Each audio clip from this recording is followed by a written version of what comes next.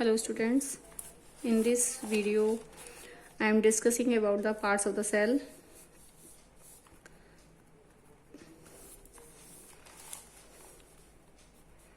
Parts of cell, ठीक है, देख रहे हैं parts of cell. Cell के कितने parts होते हैं? As you know earlier, 3 parts of the cell. Plasma membrane, ठीक, plasma membrane, cytoplasm, and third one is that nucleus, ठीक है. These are the 3 parts of the cell. Plasma membrane I discussed earlier. I am repeating further. Plasma membrane, it is also called cell membrane. Plasma membrane it is also called cell membrane. क्या कहलाती है? Cell membrane. And it is the outer boundary. Function is that कि देखिए कोई भी cell है, just like एक cell है, ठीक है. सेल की आउटर बाउंड्री है. फॉर एग्जाम्पल कि आपका जैसे घर है, घर की दीवारें होती हैं, तो ये जो घर की दीवारें हैं इस टाइप से, जैसे चारों तरफ की बाउंड्री होती है, घर की जो दीवारें होती है, ठीक, इसी प्रकार से एक सेल की आउटर बाउंड्री है. So it is the outer covering of the cell, ठीक है. ये कहलाती है outer covering of the cell. Cell की आउटर कवरिंग है. And it is present in both cell, दोनों सेल में प्रेजेंट होती है, आपके प्लांट सेल में भी और एनिमल सेल में भी, ठीक है. अब आप देखेंगे ये बाउंड्री, जैसे घर की एक बाउंड्री होती है तो उसके अंदर रूम्स हैं, मान लो रूम की दीवारें हैं, तो रूम की दीवारें हैं, हर रूम, एक रूम दूसरे रूम से इन दीवारों की मदद से क्या है, सेपरेट है, ठीक है. ठीक इसी प्रकार से सेल की बाउंड्री है, एक सेल दूसरी सेल से, दूसरी सेल तीसरी सेल से, इस टाइप से सेपरेट हो रही है, ठीक है, आपस में एक दूसरे से सेपरेट है. जस्ट लाइक एयर की it separate, plasma membrane separate करती है, ठीक है. Separate the one cell to another, समझ रहे. एक सेल, एक तो आउटर कवरिंग बना रही है, दूसरी बात एक सेपरेट करती है एक सेल को दूसरे की सेल से. जैसे कमरे के अंदर दीवारें होती हैं, सॉरी रूम के अंदर जो आपके जो घर है उसके अंदर जो दीवारें हैं वो आपके एक रूम को दूसरे रूम से सेपरेट करते हैं. दूसरी बात, आपके जो घर की चारों तरफ की बाउंड्री है, चारों तरफ की दीवारें हैं, ये बाहर के एक्सटर्नल एनवायरमेंट से हीट, कोल्ड, रेन, इन सबसे प्रोटेक्ट करती है, ठीक है. इसी प्रकार से ये क्योंकि आउटर बाउंड्री है सेल की, ये भी क्या करती है, सेल को हीट, कोल्ड, रेन, इन सबसे प्रोटेक्ट करती है. सो वी कैन सी कि it protect the cell from the external environment. कोई भी एक्सटर्नल एनवायरमेंट से क्या करती है, प्रोटेक्ट करती है. So it protect the cell from external environment, ठीक है. सेल को एक्सटर्नल एनवायरमेंट से प्रोटेक्ट कर रही है. दूसरी बात, अगर मान लो ये रूम, अगर आपका जो घर है इसकी दीवारें नहीं हो तो आपकी पर्टिकुलर शेप मिलेगी, घर को नहीं मिलेगी. जस्ट लाइक ईयर कि आपका जो घर है उसको एक पर्टिकुलर शेप मिलती है, शेप प्रोवाइड होती है, ठीक है, शेप प्रोवाइड की जाती है इससे. तो एक आपके घर को एक पर्टिकुलर क्या दी जाती है, शेप मिलती है, यानी एक शेप प्रोवाइड करा रही है, ठीक है, प्रोटेक्ट कर रही है इंटरनल कंटेंट को. दूसरी बात, ये जो आपकी सेल मेम्ब्रेन है पोरस होती है. अब देखिए आपकी जो सेल मेम्ब्रेन है, एक मतलब सेल मेम्ब्रेन, इसमें माइन्यूट, जैसे मानो एक सेल मेम्ब्रेन है, इसमें ऐसे माइन्यूट पोर्स होते हैं बीच बीच में, ठीक है. इनकी मदद से कुछ सब्सटेंस अंदर और कुछ सब्सटेंस बाहर आ जा सकते हैं. यानी छोटे मॉलिक्यूल्स जो होते हैं, कुछ मॉलिक्यूल्स होते हैं उनको तो अंदर ले लेती है, बड़े मॉलिक्यूल्स को एंट्री नहीं करवाती है, ठीक है. जैसे फॉर एग्जांपल कि आपके घर का जो गेट होता है, वो घर का गेट नोइंग पर्सन को तो अंदर आने देता है, और स्ट्रेंजर्स जो होते हैं उनको अंदर नहीं एंट्री करता है. इट मीन्स कि it allow only certain substances in and out of the cell, gate करता है. जस्ट लाइक यहाँ it is porous in nature, porous होती है. So it allow only the certain substances, कुछ सब्सटेंस को अंदर और कुछ सब्सटेंस को बाहर लेती है, ठीक है. So it is the semi permeable और सेलेक्टिवली परमेबल मेम्ब्रेन कहलाती है, ठीक है. ये पॉइंट ये बताया था मैंने आपको. ये सेमी परमेबल मेम्ब्रेन है because it is porous in nature, pores are very minute, so it allow only the small molecules to enter in it और outside, but not entry to large molecule को एंट्री नहीं करती. Suppose कि हमारे घर का गेट बहुत छोटा है तो उसमें छोटे लोग तो अंदर आ सकते हैं, लेकिन बड़े साइज के कोई भी सामान है या आपका कुछ भी चीजें वो अंदर बाहर नहीं आ जा सकती. तो हम कह सकते हैं कि इट मीन्स कि it is semi permeable membrane. एक बात है कि आपकी जो प्लाज्मा मेम्ब्रेन है या सेल मेम्ब्रेन है, it is made up of lipid and protein की. बताया था मैंने आपको प्रीवियस स्लाइड में, लिपिड एंड प्रोटीन की बनी होती है. किस चीज की बनी होती है, लिपिड एंड प्रोटीन. ये देखिए बाइलिपिड लेयर होती है, बाइलिपिड ऐसे सैंडविच लेयर की स्ट्रक्चर था, ऊपर और नीचे, ये दोनों लिपिड की लेयर होती है। लिपिड का मतलब होता है फैट, फैट की लेयर है, ठीक है। और जैसे ये, और ये बीच बीच में इनके पोर्स हैं, ये देख रहे हैं पोर्स हैं, ये गैप है यानी ये पोर्स हैं, ठीक है। और बीच में यहाँ पर प्रोटीन है, प्रोटीन, ये लिपिड की लेयर यानी फैट की लेयर है। और ये जो क्योंकि लिपिड प्रोटीन की लेयर है, so this type of substance provide the flexibility to the cell, flexibility to the cell, ठीक है। सेल को क्या मिलती है? फ्लेक्सिबिलिटी मिलती है, समझ रहे बात। ये स्मॉल पोर्स हैं। अब इसमें से छोटे पोर्स होते हैं, इनकी मदद से लार्ज मॉलिक्यूल्स जो होते हैं उनकी एंट्री नहीं है, लेकिन स्मॉल मॉलिक्यूल्स होते हैं, स्मॉल मॉलिक्यूल्स, ठीक है, वो इसमें एंटर कर सकते हैं। दूसरी बात क्या देती है? सेल को फ्लेक्सिबिलिटी देती है। यही कारण है कि जो आपकी एनिमल की सेल्स हैं वो इरेगुलर शेप में होती है। एनिमल सेल्स कैसी होती हैं? इरेगुलर शेप में होती हैं, ठीक है, इरेगुलर शेप, क्योंकि यहाँ पर ये इरेगुलर शेप में होती है। देखो आपने कभी देखा होगा कि जो प्लांट्स होते हैं वो तो बाहर बहुत देर तक खड़े रहते हैं, धूप छाया सब में रहते हैं, बारिश वगैरह में। लेकिन अगर मैं उनकी बात करूं कि अगर हम अपने एनिमल की बात करें तो एनिमल तो बहुत देर तक धूप छाया इन सब में, धूप आपके बारिश इन सब में नहीं खड़े रह सकते हैं, ठीक है। क्यों? क्योंकि उनके अंदर केवल सेल मेम्ब्रेन है, ठीक है। सेल मेम्ब्रेन उनको टफनेस नहीं देती, स्ट्रेंथ नहीं देती है, मैकेनिकल स्ट्रेंथ नहीं प्रोवाइड कराती है, ठीक है। इससे और प्लांट्स जो प्लांट्स होते हैं सर्वाइव करते हैं धूप में, बारिश में तेज सर्वाइव करते हैं, क्योंकि because they have the additional layer over the plasma membrane. उनके ऊपर एक एडिशनल लेयर होती है प्लाज्मा मेम्ब्रेन की, ठीक है। द प्लाज्मा मेम्ब्रेन की जो एडिशनल लेयर है that is called the cell wall. क्या कहलाती है? सेल वॉल, ठीक है। Cell wall is present as the outer covering of, as the outer covering, देख रहे हैं, it is present as the outer covering of plant cell, outer covering of plasma membrane, plasma membrane की outer covering है, ठीक है। and is present only in plant cell, केवल किस में प्रेजेंट होती है सेल वॉल? प्लांट सेल में। अब मैंने आपको बताया कि प्लांट सेल की जो सेल होती हैं, प्लांट की जो सेल होती है उनमें प्लाज्मा मेम्ब्रेन के बाहर एक एक्सटर्नल कवरिंग होती है, that is the cell wall. इसी के कारण प्लांट बहुत देर तक धूप, बारिश इन सबको क्या कर सकते हैं? एक एक्सटर्नल इन्वायरमेंट में वो टॉलरेट करते हैं, because it is made by, cell wall जो होती है इट इज मेड बाय एक कॉम्प्लेक्स सब्सटेंस की बनी होती है, कॉम्प्लेक्स कार्बोहाइड्रेट होता है, ठीक है, दैट इज कॉल्ड सेलुलोज। किसकी बनी होती है? सेलुलोज की, ठीक है। ये सेलुलोज होता है सेल वॉल को क्या प्रोवाइड कराता है? रिजिडिटी देता है। रिजिडिटी का मतलब हार्डनेस प्रोवाइड कराता है। So they it provide the mechanical strength to the plant. इनको क्या मिलती है? इससे इनको मैकेनिकल स्ट्रेंथ मिलती है, समझ रहे बात, ठीक है। दूसरी बात, क्योंकि रिजिड नेचर की है तो शेप क्या होती है? फिक्स होती है। जैसे हमने फर्स्ट चैप्टर में पढ़ा था कि आपके जो प्लांट्स होते हैं, आपकी जो टेबल चेयर ये सारी फिक्स नेचर की होती हैं, ठीक है। इनको फ्लेक्सिबिलिटी नहीं है तो आप इनकी शेप को चेंज नहीं कर सकते, सो दे आर रिजिड। जिनकी हम शेप को चेंज नहीं कर सकते वो रिजिड कहलाती हैं। तो प्लांट की जो सेल्स होती हैं वो रिजिड होती हैं। हम उनकी शेप को, प्लांट की सेल को देखो, जैसे मैं अपना हाथ को ऐसे करती हूँ, ठीक है, आप देख रहे हैं हाथ की ऐसे खींच रहा है, इट मीन्स कि यहाँ पर फ्लेक्सिबिलिटी है, क्योंकि सेल मेम्ब्रेन है, यहाँ पर सेल वॉल है, हम प्लांट की सेल को नहीं खींच सकते, यानी हम प्लांट की सेल में फ्लेक्सिबिलिटी नहीं है, दे आर रिजिड होते हैं, यानी उनकी सेल की शेप को हम चेंज नहीं कर सकते because of the cell wall. किसके कारण होती है ये? सेल वॉल के कारण, ठीक है। सो सेल वॉल का काम क्या है? प्लांट की सेल को रिजिडिटी प्रोवाइड कराना है, उनको मैकेनिकल स्ट्रेंथ प्रोवाइड कराना है, ठीक है, ताकि वो टॉलरेट कर सके सारे इन्वायरमेंट को बाहर के। दूसरी बात, क्योंकि उनकी रिजिडिटी है, so they have the fixed in shape. वो किस शेप में होती है? ये फिक्स्ड शेप में होती है। समझ रहे मेरी बात? कैसे शेप मिल रही है उनको? एक फिक्स्ड शेप मिल रही है, ठीक है। और सबसे इंपॉर्टेंट कि बाहर की एक रिजिड लेयर है, so it protect the internal content. Internal content जो है, जो भी इंटरनल कंटेंट है उन सबको क्या मिलती है? प्रोटेक्शन मिलती है। ये बात हुई सेल वॉल की, ठीक है। अब एक और बात है कि मैंने भी बताया कि प्लाज्मा मेम्ब्रेन के बारे में एक बात पॉइंट और डिस्कस करते हैं। प्लाज्मा मेम्ब्रेन के लिए अगर हम देखें, ठीक है, प्लाज्मा मेम्ब्रेन के लिए अगर हम देखते हैं तो प्लाज्मा मेम्ब्रेन एक सेमी और सेलेक्टिवली परमेबल कहलाती है, ठीक है। और दूसरी बात कि it allows it is flexible in nature because it is made by the lipid and protein. किसकी बनी होती है? लिपिड एंड प्रोटीन की, ठीक है।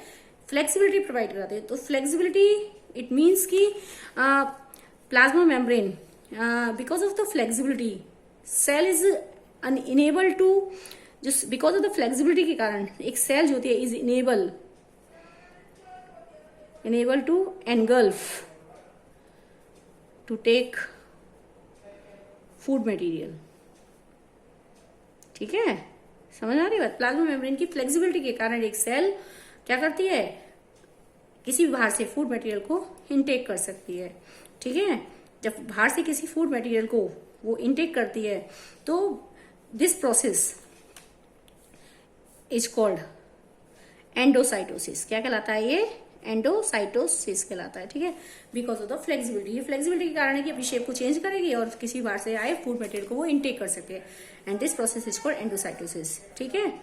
एंडोसाइटोसिस कहलाता है। अब एंडोसाइटोसिस एग्जाम्पल है, अब अगर मैं बात करूं अमीबा की, तो आप जानते हैं अमीबा की जो शेप होती है, अमीबा की जो शेप है आप देख रहे हैं ऐसे इरेगुलर इन शेप में, ठीक है, इरेगुलर शेप में। तो आपको पता है कि ये क्या बनाता है? फिंगर लाइक प्रोजेक्शन बनाता है। जहां पर फूड पार्टिकल होता है इस तरह से फिंगर लाइक प्रोजेक्शन को करता है, ठीक है। और इसको धीरे धीरे ये पार्टिकल्स को कैच कर लेता है और इस तरह से ये बंद हो जाता है, ठीक है। ये फूड पार्टिकल इसके अंदर आ गया और ये अमीबा की शेप है, ठीक है। फूड पार्टिकल इसके अंदर आ गया, ठीक। तो अब ये फूड पार्टिकल इसके अंदर आ गया। तो ये जो प्रोसेस है बिकॉज ऑफ द फ्लेक्सिबिलिटी क्या बनाया इसने? सीडोपोडिया बनाता है, फिंगर लाइक, क्योंकि इसमें हाथ तो है नहीं, सिंगल सेल स्ट्रक्चर है। तो क्या बनाया? सीडोपोडिया बनाई, पोडिया बनाया था, ठीक है। सीडोपोडिया फॉर्म करते हैं और इस सीडोपोडिया की वजह से वो अपने फूड को क्या कर रहा है? इनटेक कर रहा है। Because this formation of pseudopodia is due to the flexibility of the cell membrane. Cell membrane की फ्लेक्सिबिलिटी के कारण सीडोपोडिया बनते हैं और ये फूड को अपने इनटेक करता है, ठीक है। तो यहाँ पर लेने का जो प्रोसेस है ये इस तरह से फूड ले रहा है because of the flexibility. This is the process of engulfing the food material, food को लेना, दैट इज द एंडोसाइटोसिस। क्या कहलाता है ये प्रोसेस? एंडोसाइटोसिस। आप देख रहे हैं ये प्रोसेस क्या कहलाता है? एंडोसाइटोसिस। अब अगर हम एक बात करते हैं दूसरी कि अब एक सेल लाइक आपके अमीबा जो है फूड को इनटेक कर रहा है, तो ये दो टाइप का फूड ले सकता है, ठीक है। सॉलिड में भी आता है और लिक्विड में भी आ रहा है।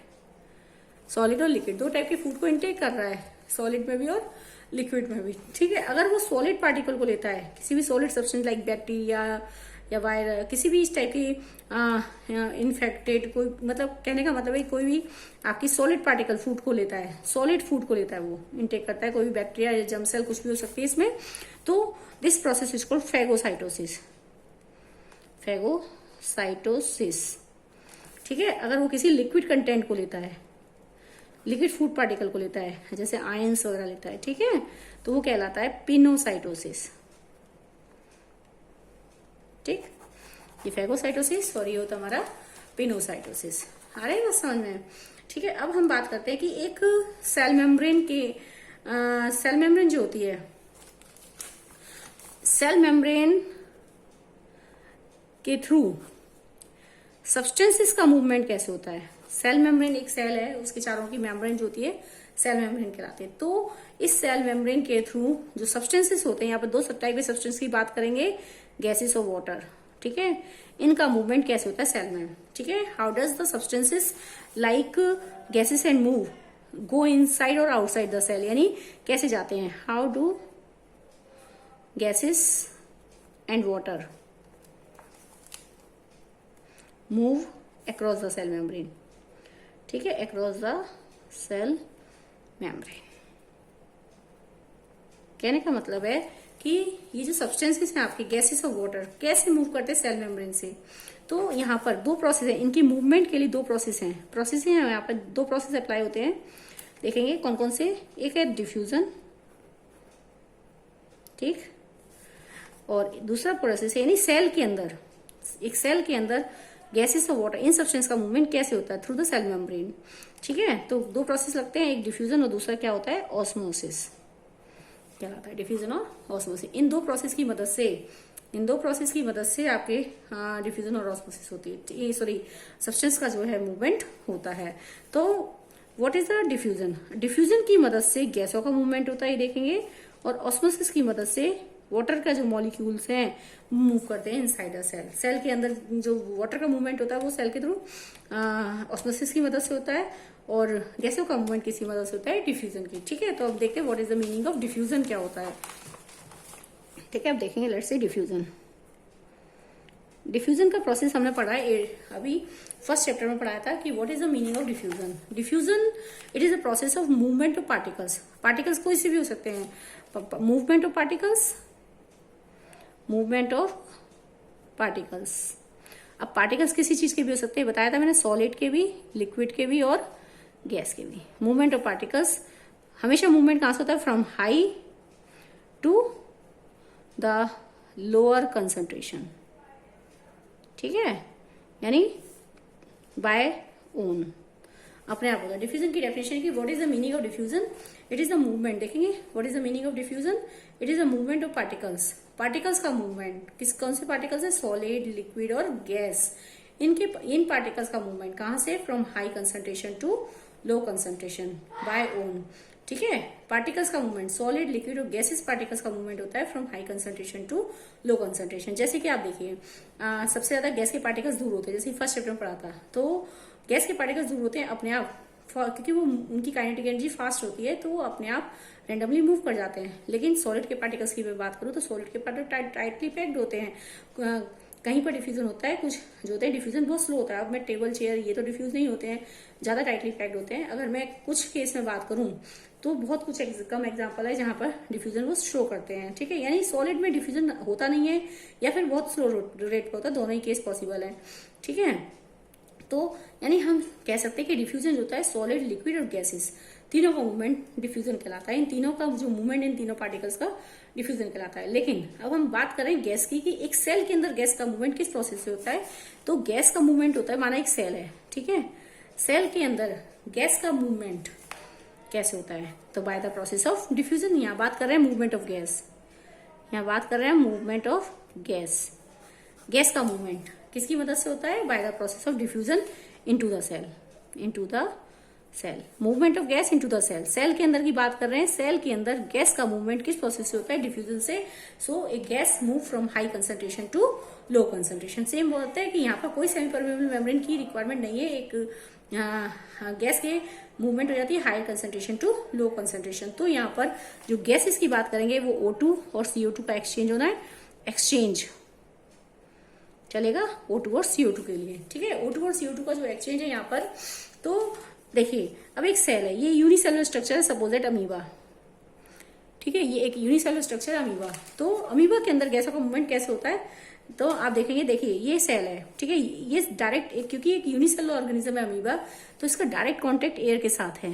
ठीक है, क्योंकि सिंगल सर्वाइव कर रही है, तो इसका डायरेक्ट कॉन्टेक्ट किसके साथ है, एयर के साथ। तो आप देखते हैं एयर के अंदर तो ऑक्सीजन की अमाउंट ज्यादा होती है, सेल के अंदर नहीं है, तो ऑक्सीजन मूव कर जाती है high concentration to low concentration. ठीक है, अब जब सेल के अंदर रेस्पिरेशन होता है तो कौन सी गैस बनती है, कार्बन डाइऑक्साइड प्रोड्यूस होगी। तो सेल के अंदर जब कार्बन डाइऑक्साइड की कंसंट्रेशन ज्यादा हो जाती है तो कार्बन डाइऑक्साइड मूव कर जाती है from high concentration to low concentration.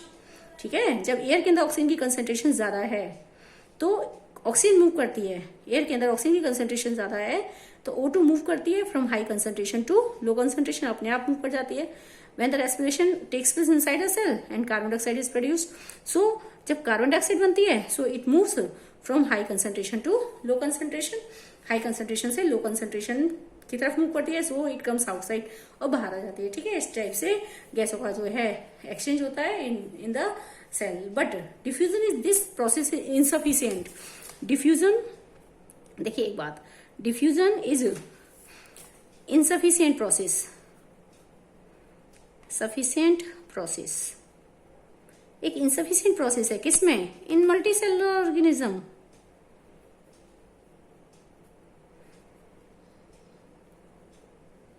देखिए डिफ्यूजन जो प्रोसेस है एक इनसफिशिएंट का प्रोसेस, सफिशिएंट प्रोसेस है, क्योंकि जो आपके मल्टी सेलुलर ऑर्गेनिज्म है उनकी बहुत सारी सेल्स हैं।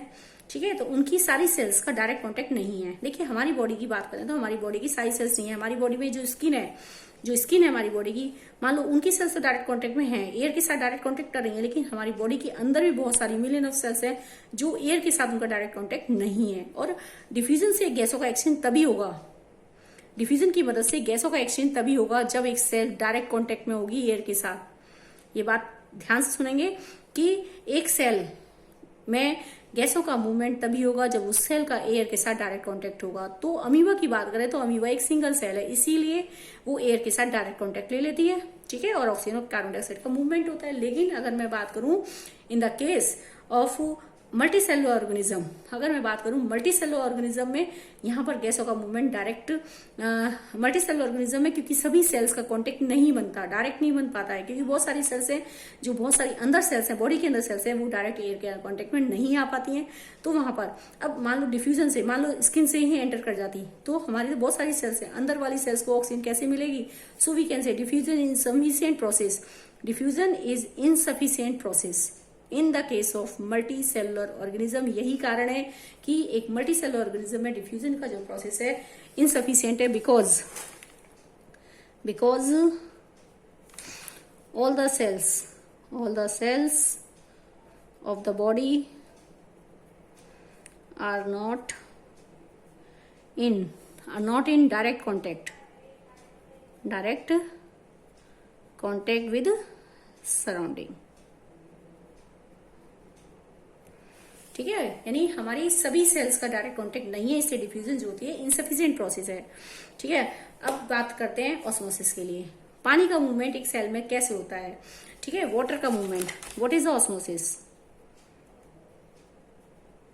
What is meaning of osmosis? Water के मॉलिक्यूल का मूवमेंट, ठीक है, from high concentration to low concentration. It is a movement of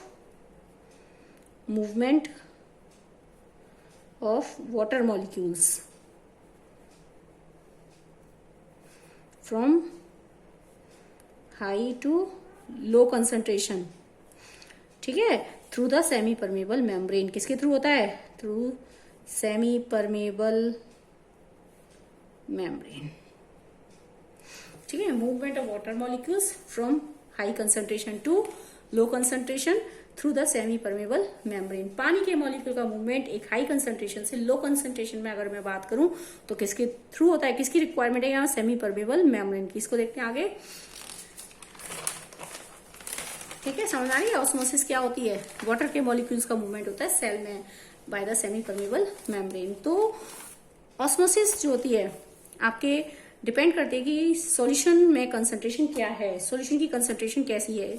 अब देखिए जिस सॉल्यूशन में ऑस्मोसिस हम देख रहे हैं यहाँ तो ये प्रोसेस है, जनरली ये प्रोसेस है। What is osmosis? क्या है? It is a movement of water molecules from high concentration to low concentration through the semi permeable membrane. एक सेमी परमेबल मेम्ब्रेन के थ्रू होता है, ठीक है, ऑस्मोसिस। तो हम यहाँ बात करें सेल के लिए बात करें तो सेल में सेल को हम किस टाइप के सॉल्यूशन में प्लेस करें कि ऑस्मोसिस हो, तो इसके लिए at different concentration of solution ले रखे हैं, एट द डिफरेंट कंसंट्रेशन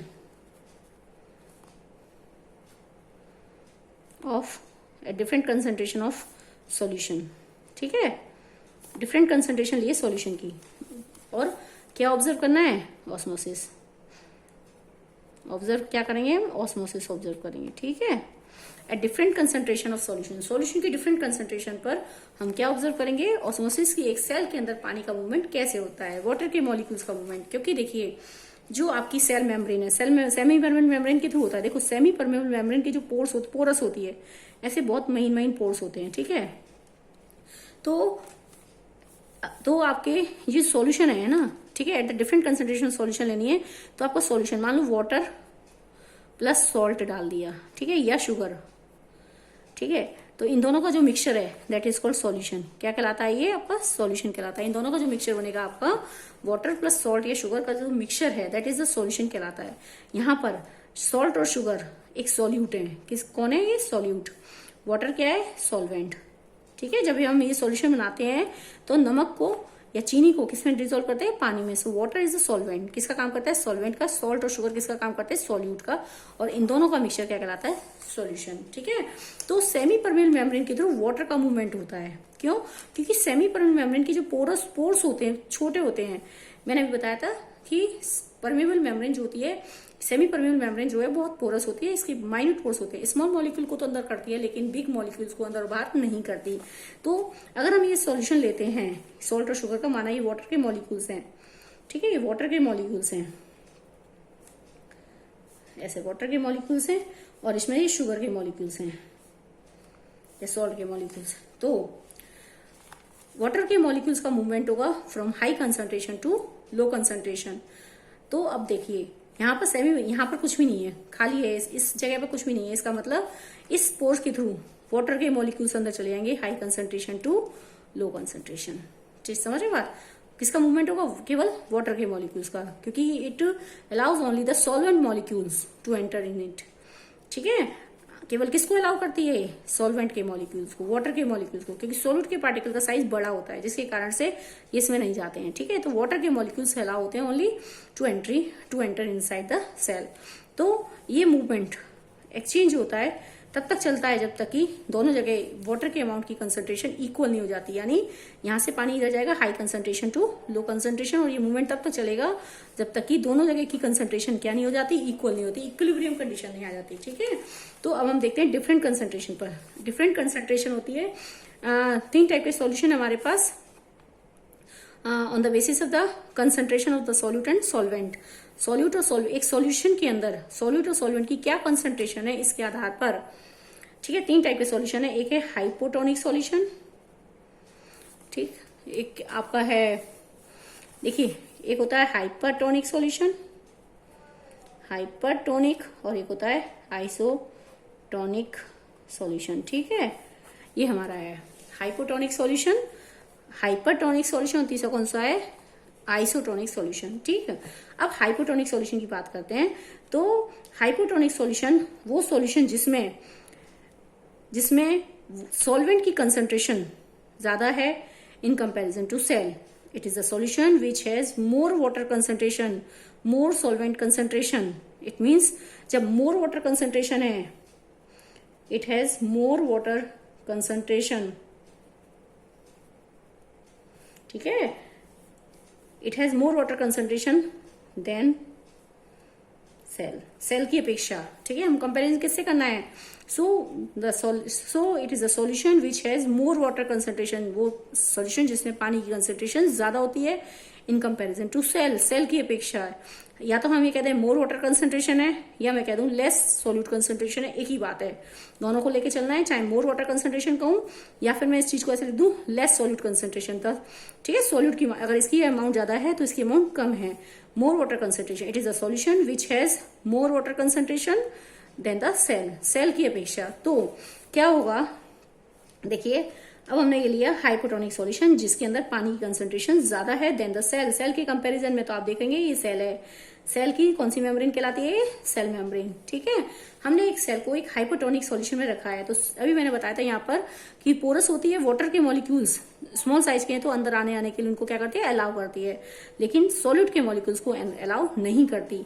ठीक है, तो hypotonic solution according to definition, what is the meaning of hypotonic solution? Which has more water concentration than the cell की अपेक्षा बाहर पानी की कंसंट्रेशन ज्यादा है।